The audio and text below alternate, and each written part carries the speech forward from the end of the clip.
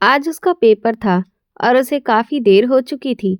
यूं तो पेपर 2 बजे ख़त्म होना था, लेकिन उसे आखिरी सवाल हल करते हुए 2 बज गए। उसने मैडम से थोड़ा एक्स्ट्रा टाइम मांगा। पेपर तो उसने हल कर लिया था और अब वो उनकी तरफ से तसल्ली में थी, लेकिन उसकी सारी क्लास फेलो उसे छोड़कर जा चुकी थी और वो यहाँ अकेली थी। कुछ देर रुककर वो पायल का इंतज़ार करती रही, जो दूसरे सेक्शन में थी, लेकिन काफ़ी देर गुजरने के बाद भी पायल आती हुई दिखाई नहीं दी। अब अंधेरा हो रहा था। अचानक तेज बारिश शुरू हो गई। काफ़ी देर वो यूनिवर्सिटी के अंदर ही खड़ी रही। जब सब लोग निकल गए और ऑफ का टाइम हो गया, तो वो मजबूरन बाहर आ गई। फिलहाल कोई ऐसी गाड़ी नहीं जा रही थी जिसके जरिए वो घर पहुंच पाती। उसने काफ़ी देर बैन का इंतज़ार किया, लेकिन शायद वो भी जा चुकी थी। तभी वो अकेली यूनिवर्सिटी से घर की तरफ चल पड़ी। उसने सोचा था कि अगर रास्ते में कोई गाड़ी मिल गई तो वो उससे चली जाएगी, लेकिन काफ़ी देर चलने के बाद सुनसान रास्ते पर पहुंचकर उसे बेहद अजीब सा डर महसूस होने लगा। उधर शाम होने को थी और बादलों की वजह से मौसम और बिगड़ गया था। चारों तरफ अंधेरा छाया था, लेकिन उसे अपने मसले कोई हल नजर नहीं आ रहे थे। सड़क पर चलते हुए अचानक उसे एक दुकान में बैठे 3 लड़के दिखाई दिए, जो पहले तो उसे देखकर बदतमीजी से सीटी बजाने लगे और फिर उसके पीछे पीछे चलने लगे। वो बारिश से पूरी तरह भीग चुकी थी। उसने कदम तेज कर दिए, लेकिन वो लड़के थोड़े फासले से उसके पीछे चलते रहे। कभी वे गुनगुनाने लगते तो कभी उसे आवाजें देने लगते, लेकिन उसने पीछे मुड़कर नहीं देखा। डर के मारे वो तेज चलती जा रही थी और मन ही मन सोच रही थी कि कोई उसकी मदद के लिए आ जाए। आज उसे सचमुच किसी की ज़रूरत थी, वरना यह लड़के उसे पकड़ लेते। किसी और वक्त होता तो वो हिम्मत से इन लड़कों का मुंह तोड़ देती, लेकिन आज नहीं। आज वो खुद बहुत डरी हुई थी और आसपास उसे मदद के लिए कोई नज़र भी नहीं आ रहा था। औरत चाहे जितनी भी हिम्मती क्यों ना हो, पर किसी गैर मर्द के हाथों अपनी इज्जत छिन जाने के डर से वो एकदम कमज़ोर पड़ जाती है। सड़क की दूसरी तरफ से उसे एक बड़ी सी काले रंग की गाड़ी आती हुई नजर आई और उसकी सांस थोड़ी सी बहाल हुई। उसने बिना सोचे समझे हाथ बढ़ाकर उससे लिफ्ट मांग ली और कमाल ये कि वो गाड़ी उसके बिल्कुल पास आकर रुक गई। गाड़ी में बैठा शख्स जैसे समझ चुका था कि ये लड़की सुनसान रास्ते पर अकेली जा रही है और बारिश से पूरी तरह भीग चुकी है। इससे पहले कि वो दरवाज़ा खोलकर अंदर बैठ पाती, वो लड़के उसके इतने करीब आ गए कि वो डर से कांपती हुई उन्हें देखने लगी। तभी गाड़ी का दरवाज़ा खुला और रजत रॉय बाहर आया। क्या मसला है तुम लोगों को? अभी इसी वक्त यहाँ से भाग जाओ, उसने सख्त आवाज़ में उन्हें डांटा। तभी उनमें से एक लड़का बदतमीजी से उसे घूरते हुए बोला, साहब, ज़्यादा हीरो बनने की ज़रूरत नहीं है। ये लड़की चुपचाप हमारे हवाले कर दो और हमें अपनी गाड़ी से मत डराओ। रजत ने एक नज़र उन सबको देखा, जिनकी उम्र मुश्किल से 20 साल होगी, लेकिन गंदी सोच में अंधे होकर वे एक ऐसी लड़की का पीछा कर रहे थे जो शायद 19 की भी नहीं थी, और डर तथा लाचारी के साथ उन लड़कों को देखते हुए मदद मांगती नज़रों से रजत को देख रही थी। इससे पहले कि रजत कुछ कह पाता, उसने जल्दी से गाड़ी का दरवाज़ा खोला और फट से अंदर बैठ गई, जैसे उसे पूरा यकीन हो कि यहाँ वो सुरक्षित है, लेकिन बाहर मौजूद लड़के उसे घसीट कर ले जाएंगे। रजत ने गाड़ी का दरवाज़ा धीरे से बंद किया और थोड़ा झुककर बाहर निकला। जैसे ही वो बाहर आया, वे लड़के भाग खड़े हुए। वो उससे डर रहे थे या नहीं पता नहीं, लेकिन उसके हाथ में पकड़ी हुई पिस्टल ने उन्हें डरा दिया था। उन्हें अपनी जान ज़्यादा प्यारी थी। अगर जान रहेगी तो और लड़कियां मिलती रहेंगी। ये सोचकर वो सड़क से ऐसे गायब हुए जैसे गधे के सिर से सींग। रजत गाड़ी में आकर बैठ गया। तभी उस लड़की ने उसे एक नज़र देखा और फिर नजरें झुका ली। वो उसका शुक्रिया अदा करना चाहती थी, लेकिन उसमें इतनी हिम्मत नहीं थी कि वो कुछ कह सके। कहाँ जाना है आपको? वो संजीदगी से बिना उसे देखे पूछ रहा था, तो वो उसे अपने घर के बारे में बताने लगी। उसे काफ़ी देर हो चुकी थी और बस चाहती थी कि जल्द से जल्द अपने घर पहुंच जाए।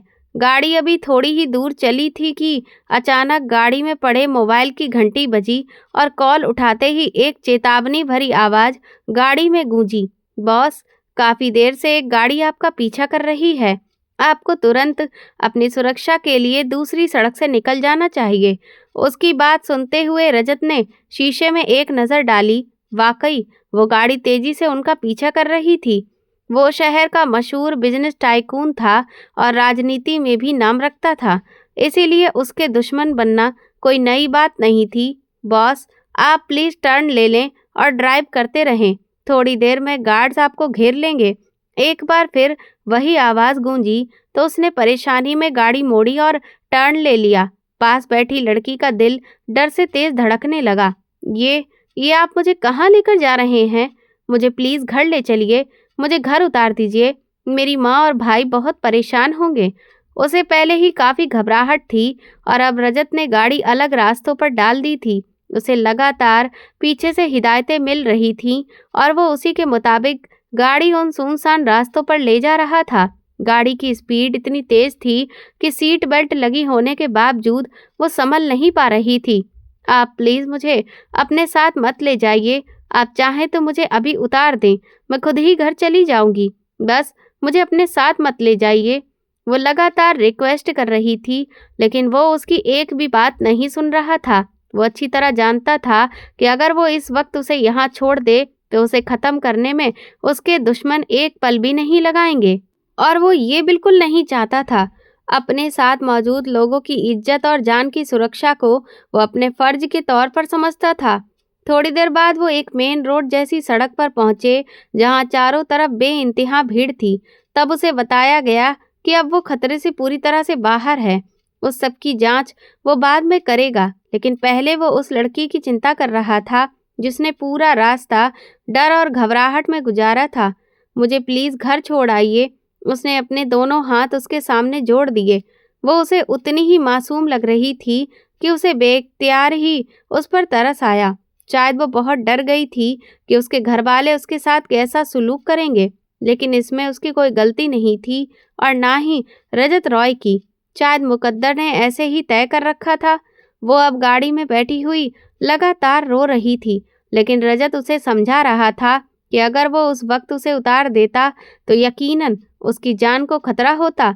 लेकिन अपनी जान से ज़्यादा वो उस वक्त अपने घरवालों के खौफ में थी। शायद इसीलिए वो इतने डर और चिंता के आलम में थी, जबकि वो बेबस उसे देखता हुआ ड्राइव कर रहा था। उस वक्त कविता जी की बुरी हालत थी। 2 बजे उसका पेपर ख़त्म हो जाना था, लेकिन अब 6 बज चुके थे। वो घर नहीं आई थी। उन्हें परेशानी ने आन घेरा। उन्होंने एक बार राहुल को भी भेजा था, लेकिन राहुल ने उन्हें जाकर यही बताया कि वो चली गई है, क्योंकि आज उसे लेट होने की वजह से उसकी वैन उसे छोड़कर चली गई थी। काफ़ी देर वो कॉलेज के इर्द गिर्द उसे ढूंढता रहा, लेकिन वो नहीं मिली थी और फिर वो घर आ गया। कविता जी का तो रो रो कर बुरा हाल था। उनके बस 2 ही बच्चे थे। आज 4 साल हो चुके थे उन्हें विधवा की जिंदगी गुजारते हुए।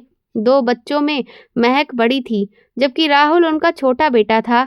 महक की उम्र तकरीबन 19 साल थी और राहुल उससे 2 साल छोटा था।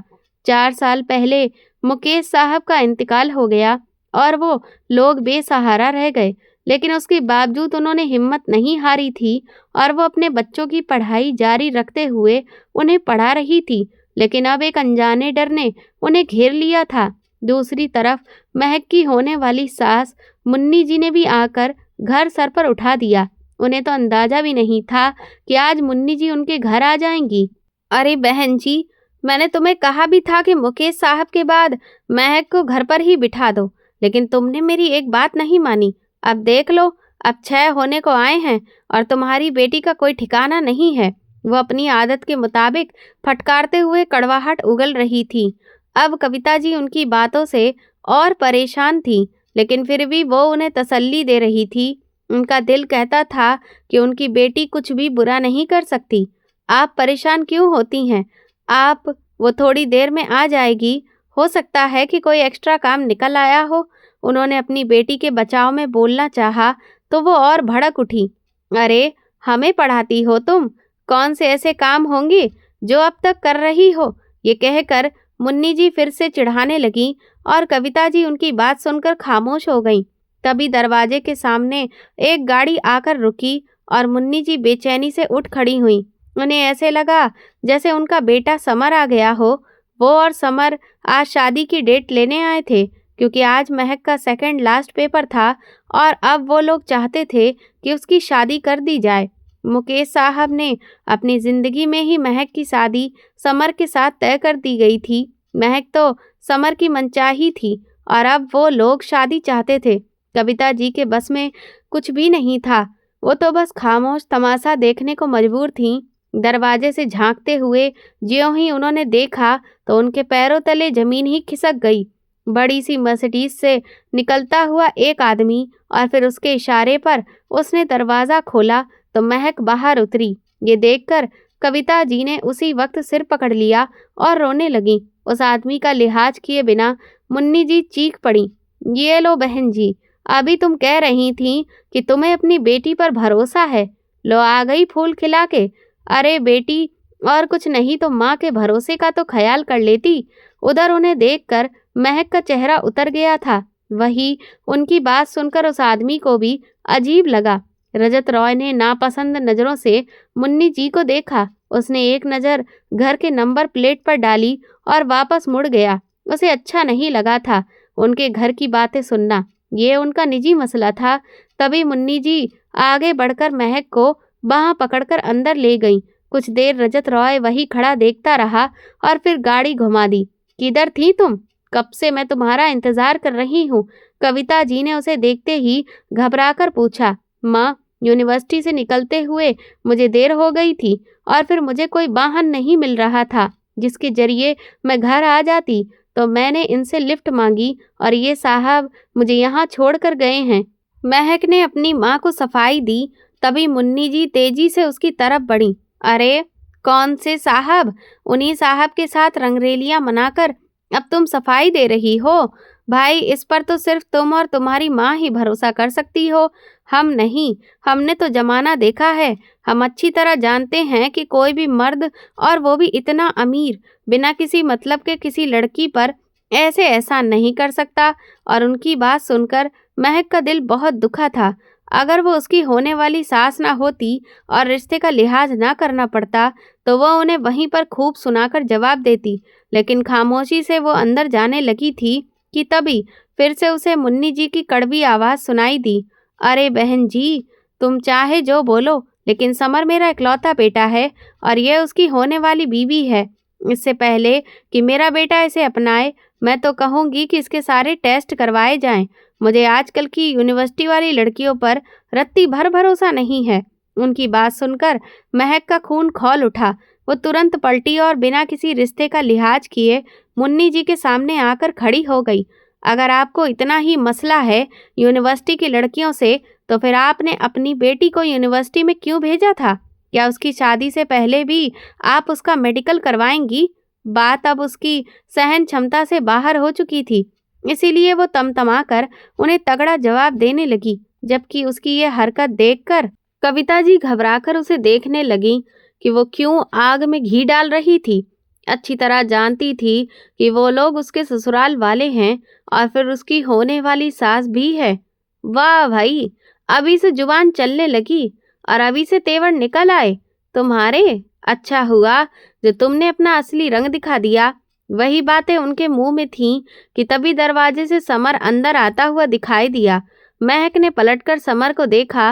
वो उसे पसंद करने लगी थी और ये बात उसने खुद ही अपने दिल से स्वीकार भी कर ली थी।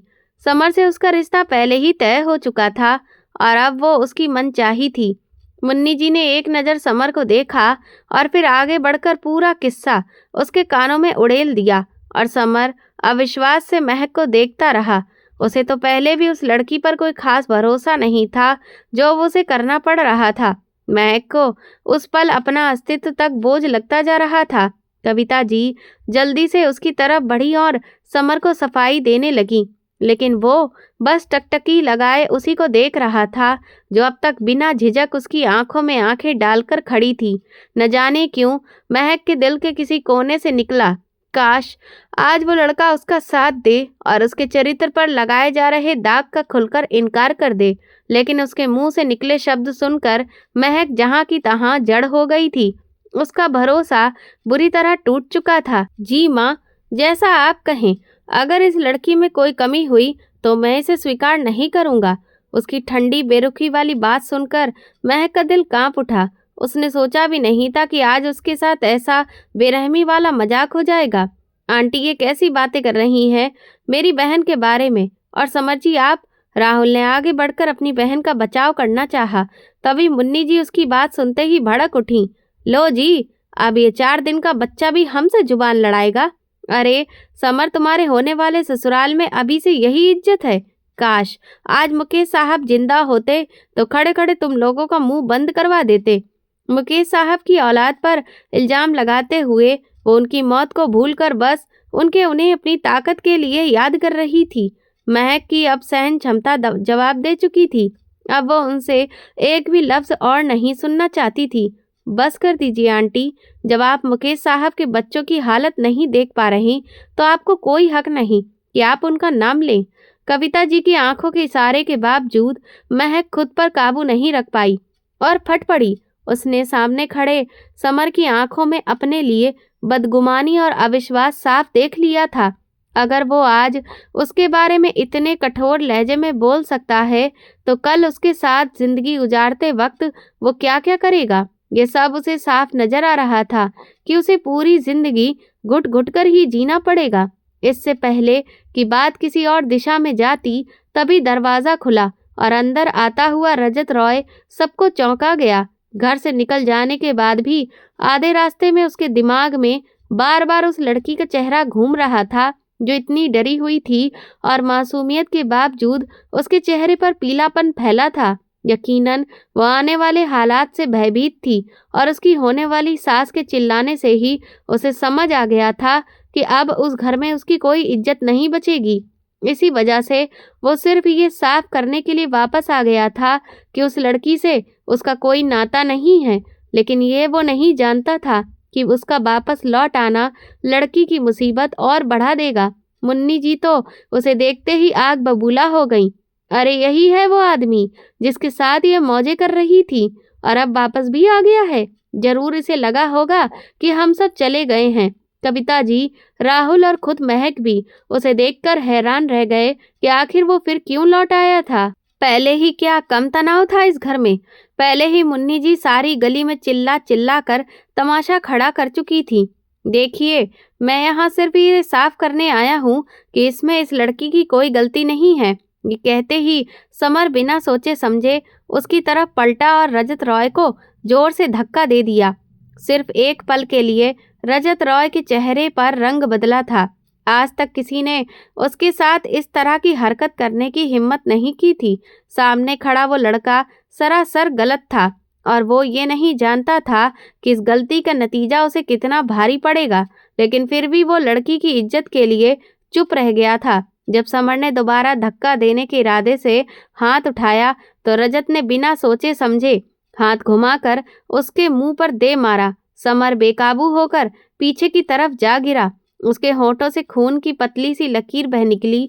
अब वो इतना क्रोध में डूब चुका था कि उसे कुछ और दिखाई देना या सोचना उसके बस की बात ही नहीं रही। महक थर थर कांप रही थी। उसने कभी सोचा भी नहीं था कि बात यहाँ तक पहुँच जाएगी।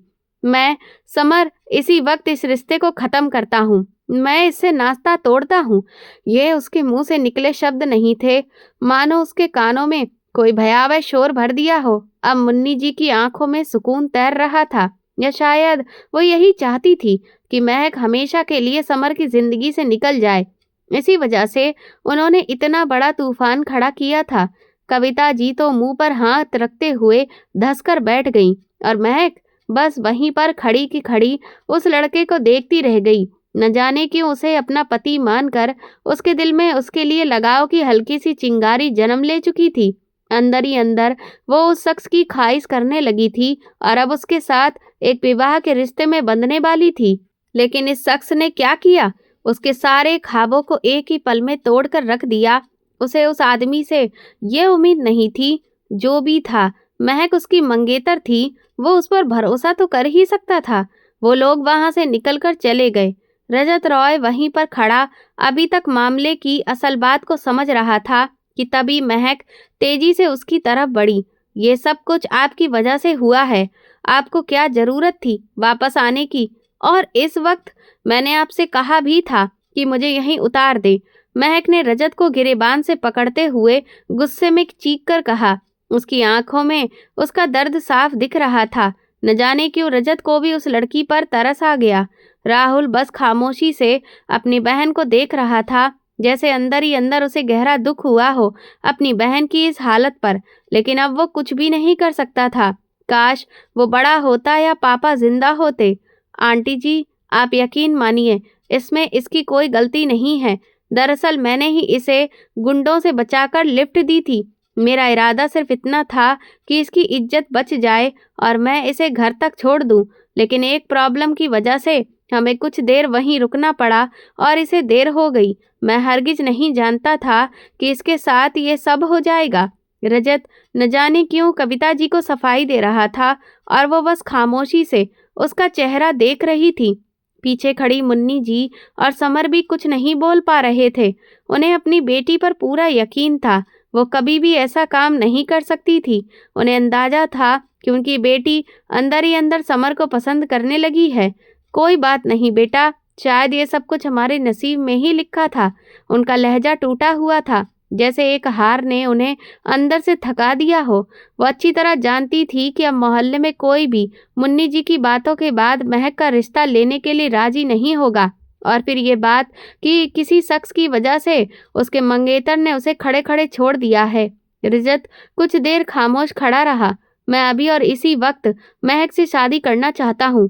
आप पंडित जी को बुला लीजिए। न जाने रजत रॉय ने क्या सोचकर ये कहा था। और कविता जी उसे हैरानी और शुक्रगुजारी भरी नजरों से देखने लगी। उनके पास अब उसके अलावा कोई रास्ता बचा भी नहीं था। हो सकता है कि वो मना कर दे, लेकिन अब नहीं। अब मना करने की गुंजाइश ही नहीं थी। अगर वो भी इनकार कर देता तो उनकी बच्ची की जिंदगी बर्बाद हो जाती। और महक बस बेयकीनी से रजत को देख रही थी। वो अपनी जिंदगी उसके लिए क्यों बर्बाद कर रहा था? वो पढ़ा लिखा, अच्छी हैसियत वाला बिजनेसमैन था और उसकी हैसियत के बारे में महक इस वक्त अंदाजा लगा चुकी थी। लेकिन वो एक साधारण सी लड़की जिसके आगे पीछे कोई नहीं था, बस एक बेसहारा माँ और एक छोटा भाई राहुल। लेकिन अपनी माँ की आंखों में उम्मीद की चमक देखकर वो खामोश हो गई। अब किस्मत उसे जिस राह पर ले जाती वो चलने को तैयार थी। उसकी आंखों में नफरत की एक तेज चिंगारी जरूर जलने लगी थी।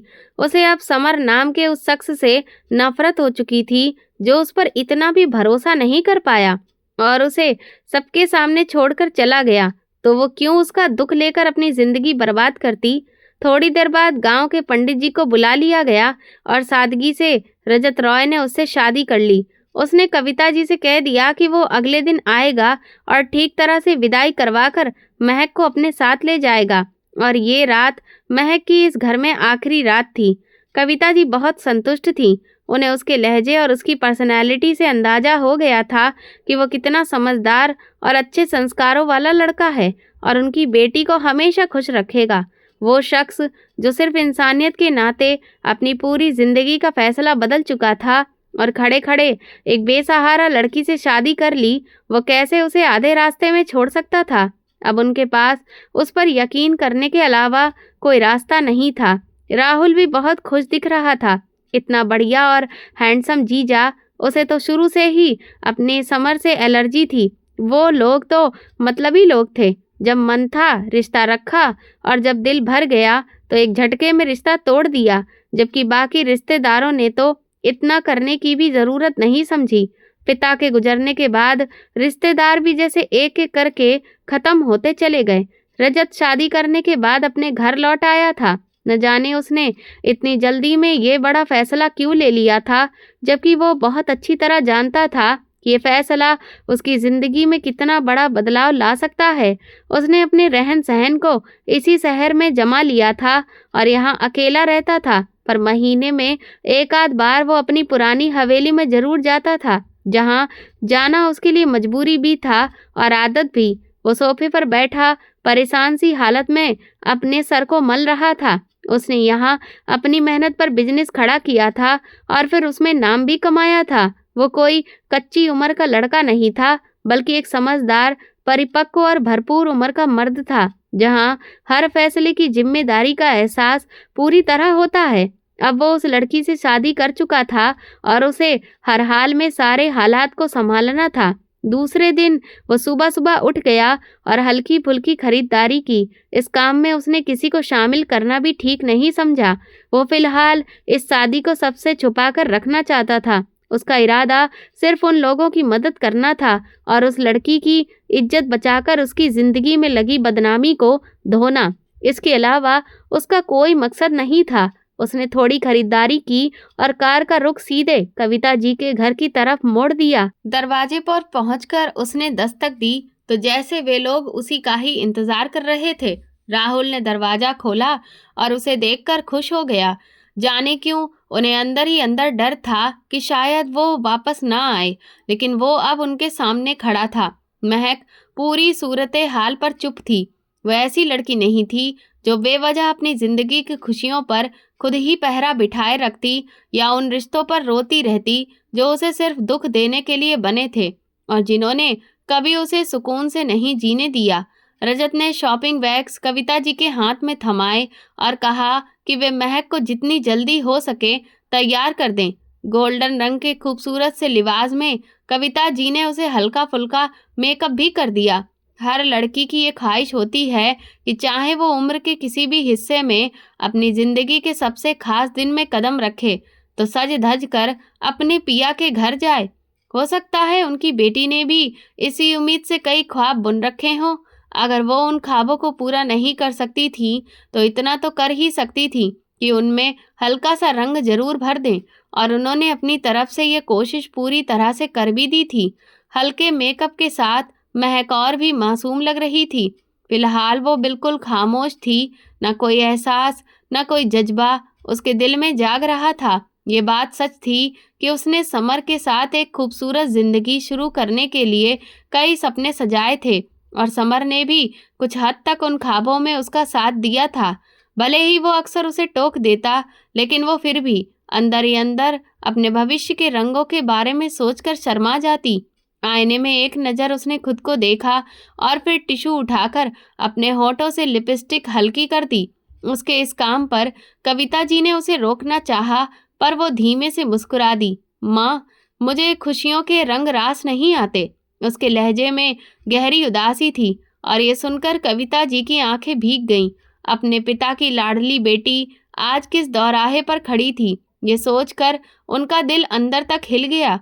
उसके पिता ने अपने हाथों से वो रिश्ता तय किया था, जुबान दी थी, लेकिन वो उस जुबान पर पूरे नहीं उतर पाए और बीच राह में ही उसे छोड़कर चले गए। मगर अब तो कुछ भी उनके हाथ में नहीं था, सब कुछ किस्मत का लिखा था और उसे स्वीकार करना ही था। कविता जी ने उसे गले से लगा लिया। मेरी बच्ची, जिंदगी के खाली रास्तों पर खुद ही रंग भरने पड़ते हैं। जिंदगी किसी को पूरी नहीं मिलती, उसके अधूरे पन्ने खुद ही पूरे करने पड़ते हैं। रजत बहुत अच्छा इंसान है और किस्मत ने उसे तुम्हारे लिए चुना है। अगर जिंदगी में उससे कोई गलती या कमी हो भी जाए तो उसके इस एहसान को दिल में जरूर रखना कि उसने पूरे मोहल्ले के सामने तुम्हें अपना नाम देकर इज्जत दी है, रुसवाई से बचा लिया। उसका नाम तुम्हारे लिए वो सहारा है जो जिंदगी में तुम्हें कभी गिरने नहीं देगा। उसने आज तक अपनी माँ की किसी बात की अवहेलना नहीं की थी। उसने भीगी आंखों से सिर हिलाया। आज वो सच में बिल्कुल अकेली हो गई थी और वो जानती थी कि उसकी माँ जितना भी मजबूत बनने की कोशिश कर रही थी, उनका दिल अंदर ही अंदर चीख रहा था। उन्हें अपने जिगर के टुकड़े को खुद से दूर करना पड़ रहा है। कविता जी ने अपने हाथों से खाना बनाया और रजत को जबरदस्ती रोक लिया कि वो जो भी हो खाना खाकर ही जाए, और वो उनके इस सच्चे अपनत्व के आगे खामोश हो गया। दोपहर का खाना सबने मिलकर खाया। कविता जी ने सच में बहुत लजीज खाना बनाया था और उनके हाथ का स्वाद रजत को बेहद पसंद आया। आंटी, सिर्फ आप ही इतना स्वादिष्ट खाना बना लेती हैं या आपकी बेटी भी? उसने जानबूझकर बातचीत का रुख महक की तरफ मोड़ते हुए कहा। ताकि वो भी कुछ बोले, लेकिन वो पूरी तरह चुप बैठी रही, जैसे झिझक उसे बोलने नहीं दे रही थी। उसकी बात सुनकर कविता जी मुस्कुरा दी। हाँ बेटा, मेरी बेटी बहुत अच्छा खाना बनाती है। मैंने उसे घर के सारे काम सिखाए हैं। माँ की बात सुनकर महक ने नरम नमसी आंखों से उन्हें देखा। थोड़ी देर बाद रजत जाने के लिए उठ खड़ा हुआ। महक जब माँ से लिपटी तो उसके आंसू खुद ब खुद बह निकले। राहुल ने उसका सारा सामान गाड़ी में रखवा दिया। यानी आज वो हमेशा के लिए इस घर से जा रही थी, अपने पिया के घर। न जाने क्यों उसे अपने बाबा की याद बार बार आ रही थी। उनका सहारा दुनिया के हर सहारे से बड़ा था। गाड़ी में बैठे हुए भी वो लगातार रोए जा रही थी। रजत ने एक नज़र उसे देखा और फिर खामोश हो गया, लेकिन उसे यूं रोता हुआ देखकर उसके अंदर एक अजीब सी बेचैनी उठ रही थी। महक, प्लीज चुप हो जाओ। मैं तो तुम पर कोई पाबंदी भी नहीं लगा रहा। तुम जब चाहो अपनी माँ से मिलने आ सकती हो। उसने अपनी तरफ से उसे तसल्ली देने की कोशिश की। महक ने टिश्यू से नाक पोंछते हुए उसकी तरफ देखा। ऐसे कैसे आने देंगे? आपने ही तो कहा था कभी कभार ही ले आऊंगा ना। रजत उसकी बात सुनकर हल्का सा मुस्कुरा दिया। जो भी था, कम से कम वो उससे बात तो कर रही थी। वो पहले ही तय कर चुका था कि इस रिश्ते की शुरुआत वो दोस्ती से करेगा। मैं तुम्हें क्यों कभी कभार ले आऊंगा? तुम्हारा जब दिल चाहे तुम अपनी माँ के घर जा सकती हो। उसकी बात सुनकर महक की आंखों में हैरत फैल गई। उसकी आवाज, उसका लहजा दोनों ही बहुत नरम थे। वो कुछ देर उसे हैरानी से देखती रही और फिर नजरें झुका ली। उसके मन में अब अनजाने सवाल उठने लगे थे। इस नए घर में कौन कौन होगा, उसका कैसा स्वागत होगा, और उसे लेने के लिए उसके साथ कोई क्यों नहीं आया? सब सवाल उसके दिमाग में घूम रहे थे, लेकिन वो चुप रही। थोड़ी देर बाद रजत ने एक खूबसूरत बड़े से घर के सामने गाड़ी रोकी। महक ने हैरत से आंखें फैलाकर उस आलीशान घर को देखा। ये पूरा घर रजत का था और अब उसका भी। उसके होठों पर हल्की सी मुस्कुराहट आ गई। रजत ने उतरकर उसे भी गाड़ी से उतरने को कहा और साथ लेकर अंदर आ गया। घर के नौकर उसका सामान गाड़ी से निकाल कर रजत के कमरे में रख चुके थे। अंदर दाखिल होते ही रजत अपने कमरे में चला गया और महक भी उसके पीछे पीछे उसी कमरे में आ गई। रजत ने गंभीर लहजे में कहा, एक काम करो, अपना सामान दूसरे कमरे में शिफ्ट करवा लो। आज से तुम वहीं रहोगी और तुम्हें जो भी चाहिए होगा, नौकर यही मौजूद है। ये तुम्हारा अपना घर है। उसकी बात सुनकर महक हैरत से उसे देखने लगी। वो उसका पति था और वो उसकी पत्नी। फिर अलग कमरों में क्यों? क्यों? मैं आपसे दूर क्यों रहूंगी? हम एक ही कमरे में रहेंगे। सब पति पत्नी एक ही कमरे में रहते हैं। उसकी बात सुनकर रजत को अजीब सा लगा, जैसे किसी ने उसे चौंका दिया हो। वो थोड़ी देर खामोश रहा, फिर बोला, मेरे ख्याल से कल तुम्हारा पेपर है, तुम्हें उसकी तैयारी करनी चाहिए, है ना? रजत ने जान छुड़ाने के लिए बात का रुख दूसरी तरफ मोड़ दिया। नहीं, मेरा आखिरी पेपर था आज।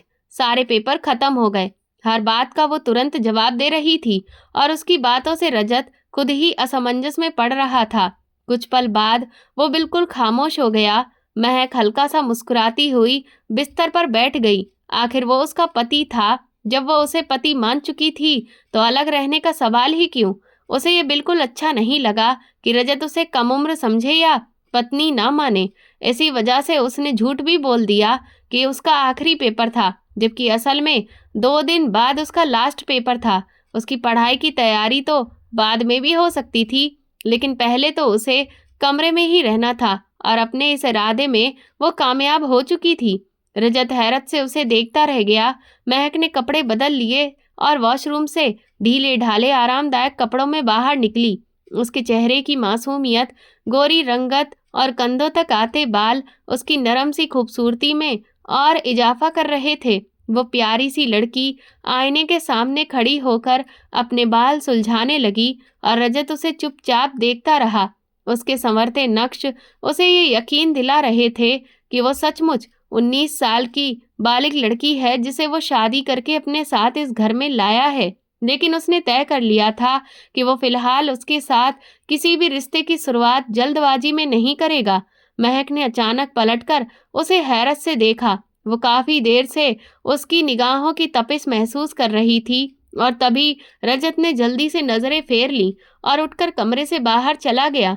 कमरे से बाहर आते ही उसे खुद अजीब सा लगने लगा, जैसे वो भी ज्यादा तेजी कर रहा हो। उसके जाते ही महक ने तुरंत किताबें निकाली और पढ़ने बैठ गई। काफी देर तक वो पढ़ती रही, फिर मोबाइल उठाकर माँ से बात करने लगी। कविता जी उसके जाने के बाद उदास थी। महक ने उन्हें तसल्ली दी कि वो बहुत खुश है, बहुत सुरक्षित है और बिल्कुल ठीक है। ये सुनकर कविता जी भी राहत से मुस्कुरा दी। पूरे मोहल्ले में ये खबर फैल चुकी थी कि महक का विवाह हो गया है। मुन्नी जी के घर में भी ये सुनकर हलचल मच गई। यानी जो कुछ उसकी माँ कह रही थी वो बात समर को भी बिल्कुल सच लगी। वो इतनी आसानी से उसे छोड़ने वाला नहीं था, इसीलिए अपने कमरे में मौजूद रहकर भी वो उसी के बारे में सोच रहा था। रात को खाना खाने के बाद महक थोड़ा बहुत घूमकर पूरा घर देखने लगी। आज इस घर में उसकी पहली रात थी और माँ के बिना जाने क्यों उसका दिल बहुत उदास हो रहा था। वो काफी देर तक घर के हर कोने को देखती रही, जबकि रजत अपने स्टडी रूम में बैठा था। कुछ देर बाद खाना तैयार हो गया और फिर महक खाने की टेबल पर आ गई। आज पूरे दिन उसने ठीक से कुछ भी नहीं खाया था। दोपहर को भी माँ के हाथ का खाना उसने बस 2-4 निवालों में खत्म कर दिया था और ज्यादातर समय यूं ही बैठी रही थी। लेकिन अब उसे सचमुच भूख लग रही थी। रजत भी कमरे से बाहर आकर टेबल पर बैठ गया। खाना खाते हुए वो जानबूझकर उसकी तरफ कम ध्यान दे रहा था, ताकि वो बिना किसी झिझक के पेट भरकर खा सके। वो जिस अंदाज में भी खाना खा रही थी, उसने उसे एक बार भी नहीं टोका। रजत चाहता था कि वो जैसी ही वैसी ही रहे, अपने ढंग से, अपने स्वभाव से। उसे बार बार टोकना या सुधारने की कोशिश करना उसे अपनी ही नज़र में गलत लगता। इसीलिए चुपचाप खाना खत्म करने के बाद वो उठकर अपने कमरे में चला गया।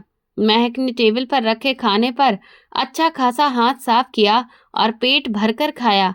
अपने कमरे में अकेले नींद न आने पर रजत लैपटॉप पर बैठा लगातार काम कर रहा था और महक सोफे पर किताब लिए खाली खाली निगाहों से पन्नों को घूर रही थी।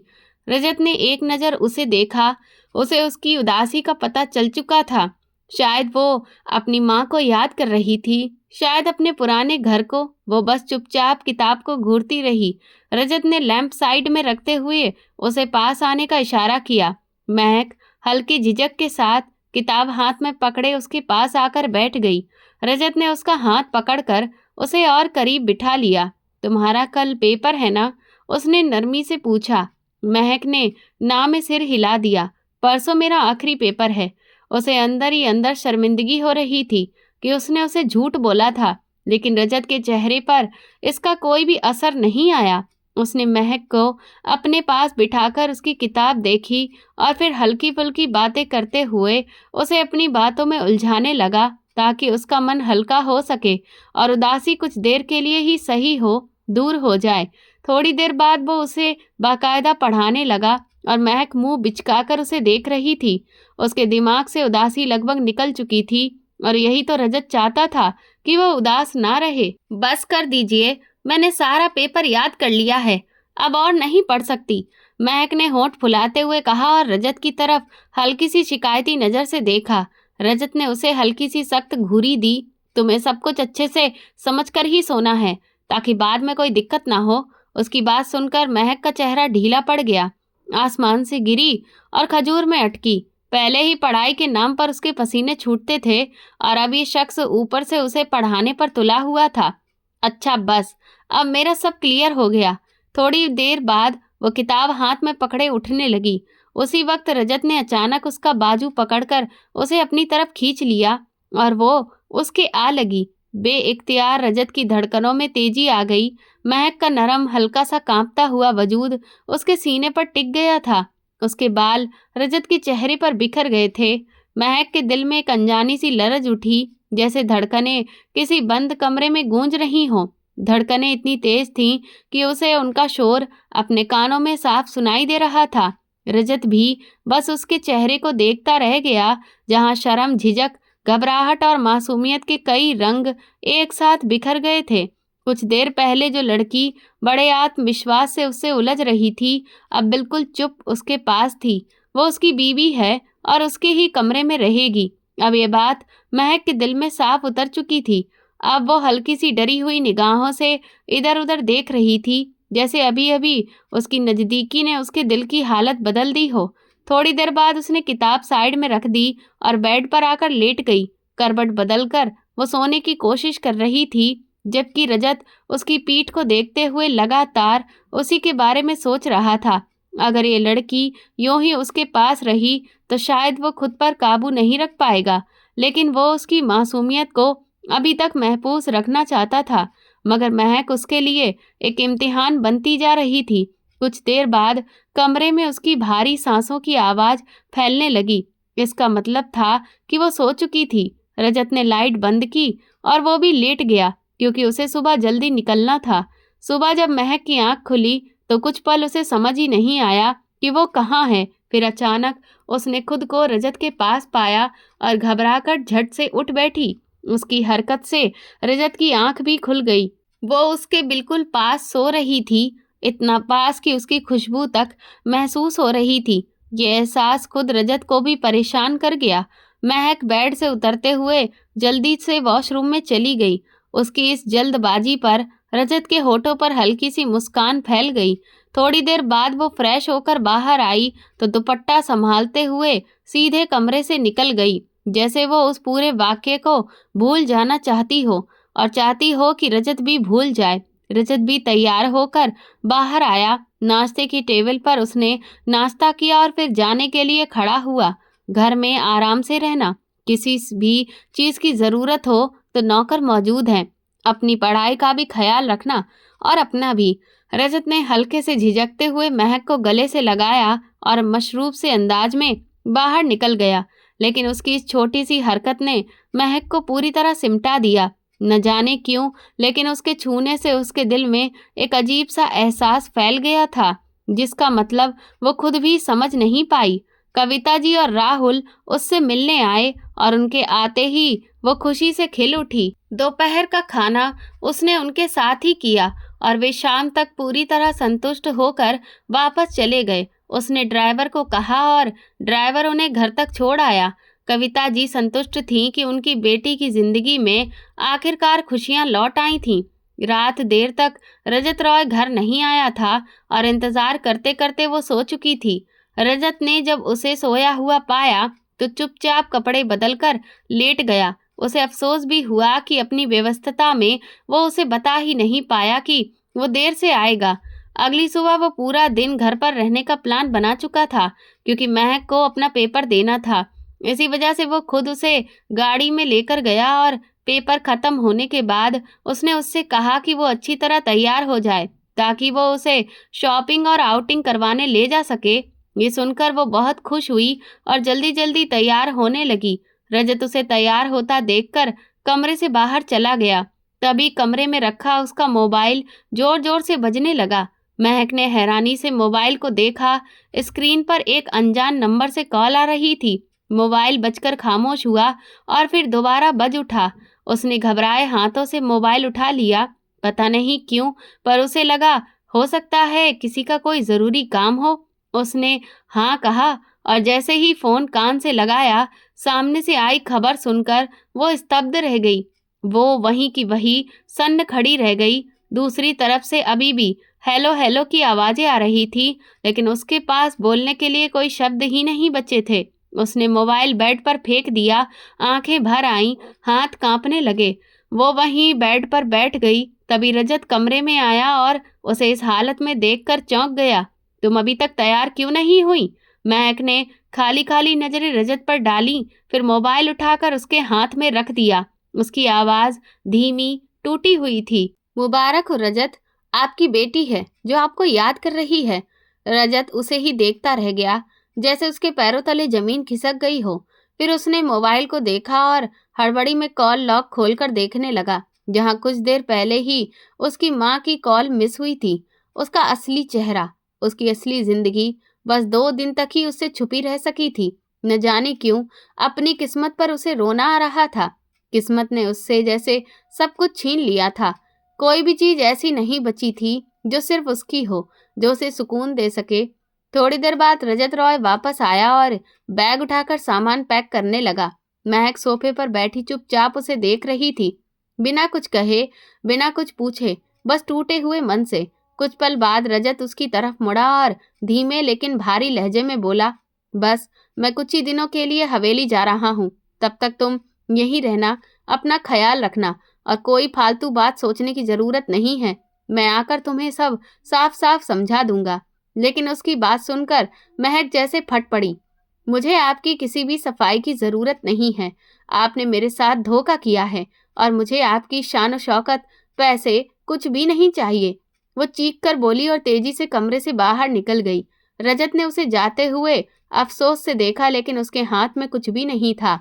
वो खुद जानता था कि अभी वो उसे कोई तसल्ली नहीं दे सकता, कोई भरोसा नहीं दिला सकता। वो गाड़ी निकाल कर चला गया और जाते जाते घर के नौकरों को खास हिदायत देकर गया कि महक का ध्यान रखा जाए। महक वापस कमरे में आई तो खुद को रोक ना सकी। धीमे धीमे रोना सिसकियों में बदल गया। वो किससे कहती, किससे बताती कि जिस आदमी पर उसने भरोसा किया था वही उसके साथ धोखा कर चुका था। उसने तो ख्वाब में भी नहीं सोचा था कि ये खुशी उसे इतनी कम मिलेगी।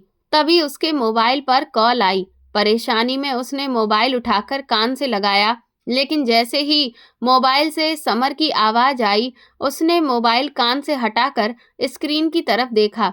आपकी हिम्मत कैसे हुई मुझे कॉल करने की? शायद आपको पता नहीं, अब मैं आपकी मंगेतर नहीं रही। जानता हूँ कि अब तुम मेरी नहीं रही, समर धीमी आवाज में बोला। लेकिन इस बात का अफसोस है कि मैंने तुम्हें खो दिया, और तुम्हें खोने के बाद जो एहसास हो रहा है उसका नरम धीमा लहजा महक को अजीब लगा। वो तो कभी उससे इतनी नरमी से बात नहीं करता था।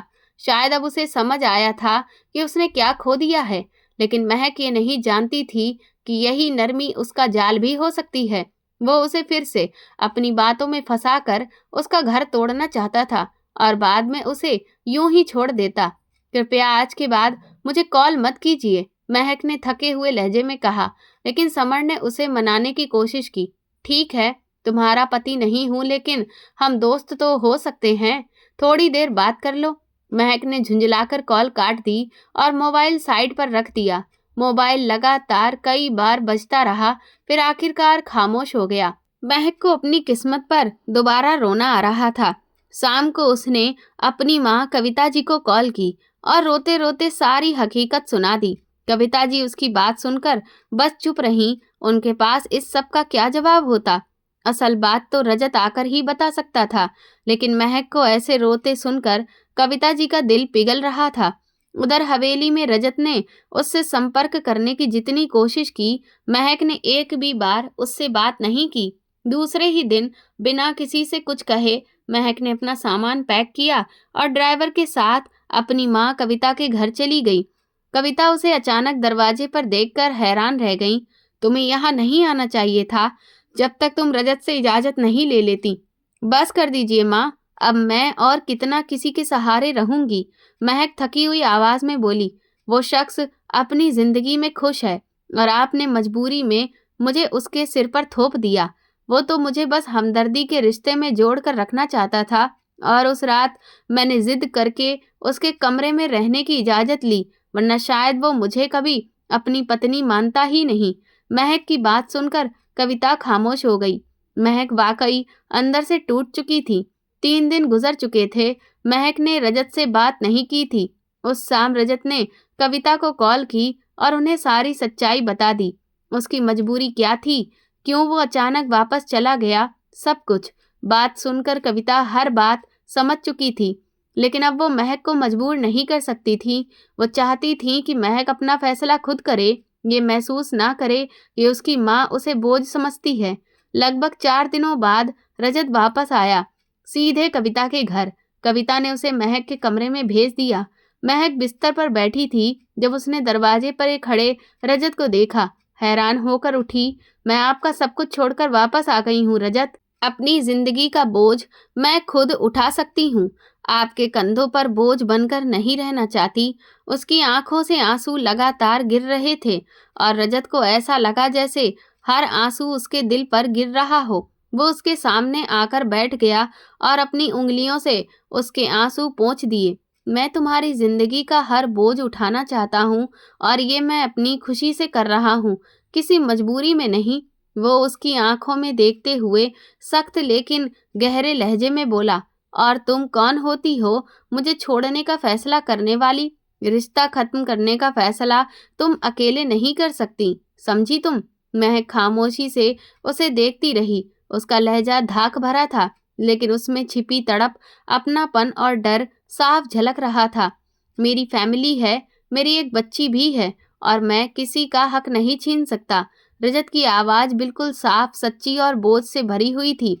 लेकिन हकीकत यह है कि मैं शादीशुदा नहीं हूँ, बल्कि रिनी मेरे एक करीबी स्टाफ मेंबर राजीव की बेटी है। एक एक्सीडेंट में राजीव और उसकी पत्नी की मौत हो गई थी। रिनी एक लड़की थी, इसीलिए उनके घर वालों ने उसे बोझ समझकर अपनाने से मना कर दिया। वो 2 महीने की छोटी सी बच्ची थी, उसका कोई सहारा नहीं था, तो मैंने उसे अपना लिया और रिनी को पिता का नाम दिया। वो हवेली में मेरी माँ के पास रहती है और वो अपने माँ बाप के बारे में कुछ भी नहीं जानती है। वो मुझे ही अपना पापा मानती है, और उसने जब से होश संभाला है, मुझे ही अपने पापा के तौर पर देखा है। तुमसे शादी का फैसला एकदम से लेना पड़ा, उस वक्त मेरे दिमाग में रिनी से जुड़ी बात नहीं आई जो मैं तुम्हें बता देता। शादी के बाद जब मैं घर लौट कर आया, तब मुझे रिनी का ख्याल आया और मुझे लगा कि मैंने ये गलती की है जो तुम्हें उसके बारे में नहीं बताया। लेकिन मेरा उद्देश्य तुम्हें धोखे में रखना कहीं से भी नहीं था, बल्कि मैं तो तुम्हारी प्रॉब्लम्स को कम करना चाहता था, क्योंकि मेरी वजह से तुम्हारी इज्जत पर इल्जाम लगाए गए थे, और मैं ये बिल्कुल भी बर्दाश्त नहीं कर पा रहा था कि मेरी वजह से किसी लड़की की जिंदगी खराब हो। इसलिए मैंने तुम्हारे साथ शादी करने का फैसला किया और तुम्हें पूरे मन से अपनी पत्नी स्वीकारा। रिनी के बारे में तुम्हें बताना चाहता था, लेकिन मैंने सोचा कि शादी से पहले मैं तुम्हें ये बात नहीं बता सका, तो अब मैं थोड़ा रुक जाऊं। पहले तुम मुझे समझ लो, कुछ दिन जान लो, जिससे जब मैं रिनी के बारे में तुम्हें बताऊं तो तुम मेरी बात को समझ सको। मैं चाहता था कि पहले तुम मेरी अच्छी दोस्त बन जाओ, क्योंकि एक दोस्त मन की भावनाओं को ज्यादा अच्छे से समझ सकता है, और पति पत्नी का वो रिश्ता ज्यादा मजबूत हो जाता है जिसमें दोस्ती भी होती है। लेकिन मुझे अंदाजा नहीं था कि ये सब इस तरह से सामने आ जाएगा। रिनी की तबीयत नहीं ठीक थी, इसलिए मुझे जल्दबाजी में उस दिन हवेली जाना पड़ा। उसके बाद तुमने मेरा फोन नहीं उठाया। यकीन मानो, मैं तुम्हारे साथ अपने रिश्ते को आगे तभी बढ़ाता जब मैं तुम्हें रिनी के बारे में बता देता।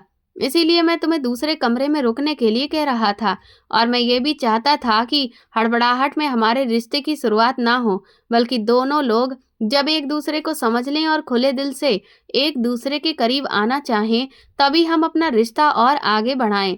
मैं तुम्हें तहे दिल से माफ़ी चाहता हूँ। मुझे पता है कि तुम्हारे लिए इस सच को स्वीकारना आसान नहीं है, लेकिन तुम मेरा यकीन करो, मैं तुम्हें पूरे तरीके से खुश रखने की कोशिश करूँगा और तुम्हें पूरी इज्जत, सम्मान और मोहब्बत से अपनी ज़िंदगी में रखूँगा। महक बस उसे खामोश बुझी आंखों से देखती रही। रजत उसके सामने एक खुली किताब की तरह खड़ा था। वो चाहती तो उसे ठुकरा दे और चाहती तो उसी वक्त उसके सीने से लगकर रो पड़े, लेकिन वो किसी नतीजे पर पहुंच ही नहीं पा रही थी। कविता जी ने बहुत समझा बुझाकर उसे घर वापस भेज दिया। महक वापस पहुंचते ही दूसरे कमरे में जाने लगी, तभी रजत ने उसका हाथ पकड़कर उसे अपनी तरफ मोड़ा और झटके से उसे उठा लिया। उसकी आवाज उसके कानों के बिल्कुल पास थी, गंभीर, भारी और उस खामोशी से भरी हुई जिसमें तड़प छिपी थी। महक धड़कते दिल के साथ उसकी आंखों में दिखती रही, जहां मोहब्बत साफ झलक रही थी।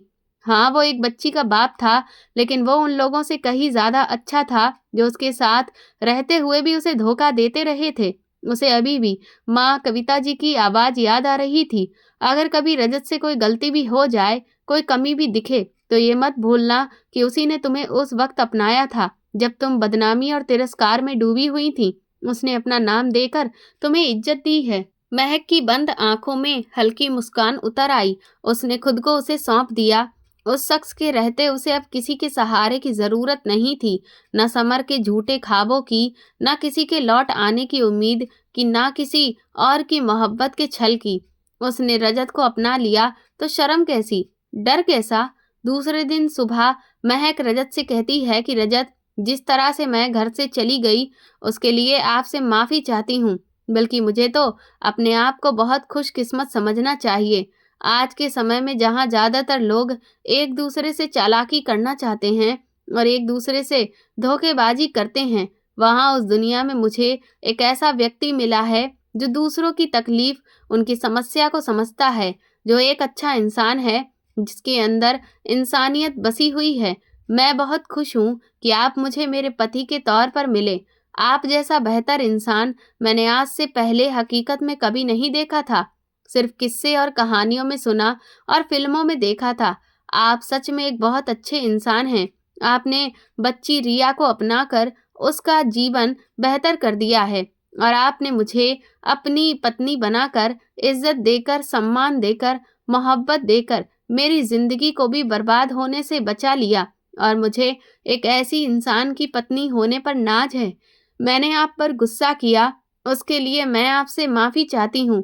रजत ने तुरंत महक को गले से लगा लिया। उसने कहा, इसमें तुम्हारी कोई भी गलती नहीं थी। एकदम से किसी भी लड़की के सामने ये बात आएगी तो वो ऐसे ही रिएक्ट करेगी। सब कुछ बिना सोचे समझे एकदम से हुआ, इसीलिए चीज़ इस तरह से हो गई, लेकिन तुमने मुझे समझा, मेरे लिए यही बहुत है। महक ने कहा, तो फिर आप हमारी बेटी को यहाँ कब लेकर आ रहे हैं? मुझे लगता है कि जब आपने रिनी को अपनी बेटी माना है तो उसे माँ बाप का प्यार भी मिलना चाहिए। रजत को महक से इतनी समझदारी की बिल्कुल भी उम्मीद नहीं थी, क्योंकि महक अभी सिर्फ 19 साल की लड़की थी। लेकिन जिस तरीके से उसने इस स्थिति को समझा था, ये देखकर रजत को उस पर नाज हो रहा था। रजत ने कहा कि हम उसे बहुत जल्द ले आएंगे, लेकिन अभी मैं चाहता हूँ कि पहले कुछ दिन हम एक दूसरे को समझ लें। उसके बाद रिनी को लेने चलेंगे। महक और रजत की शादी को 1 महीना बीत चुका था और दोनों के बीच अच्छी दोस्ती हो चुकी थी। दोनों एक दूसरे से अपनी बातें दिल खोल कर शेयर करते थे। महक ने अपनी बीती जिंदगी से जुड़ी कई बातें रजत को बताईं और रजत ने भी महक को अपने जीवन के बारे में बहुत कुछ बताया। दोनों ने एक दूसरे पर इल्जाम नहीं लगाए, बल्कि एक दूसरे को समझा और एक दूसरे की बातों को सुना। 1 महीने बाद रजत महक को लेकर हवेली गया, जहां उसका खुले दिल से स्वागत किया गया और उनकी रिसेप्शन पार्टी भी रखी गई। उसके बाद रिनी को लेकर रजत और महक वापस शहर लौट आए। रिनी महक के साथ बहुत खुश रहती थी और रजत और महक ने तय किया था कि वो अभी रिनी की परवरिश पर ध्यान देंगे और महक की उम्र भी काफ़ी कम है, इसलिए वो अभी महक पर प्रेगनेंसी का दबाव नहीं डालना चाहता था। इसलिए उन्होंने मिलकर तय किया कि वो अपना बच्चा अभी कुछ साल नहीं करेंगे। तब तक महक की पढ़ाई भी पूरी हो जाएगी और रिनी भी, जो अभी 2 साल की है, वो भी थोड़ा और समझदार हो जाएगी और महक दूसरे बच्चे की जिम्मेदारी उठाने में ज़्यादा सक्षम होगी। महक जिसकी ज़िंदगी अब खुशियों से भर चुकी थी और रजत जिसके जीवन में अब अकेलापन कहीं भी नहीं था, दोनों एक दूसरे को पाकर पूरे हो चुके थे।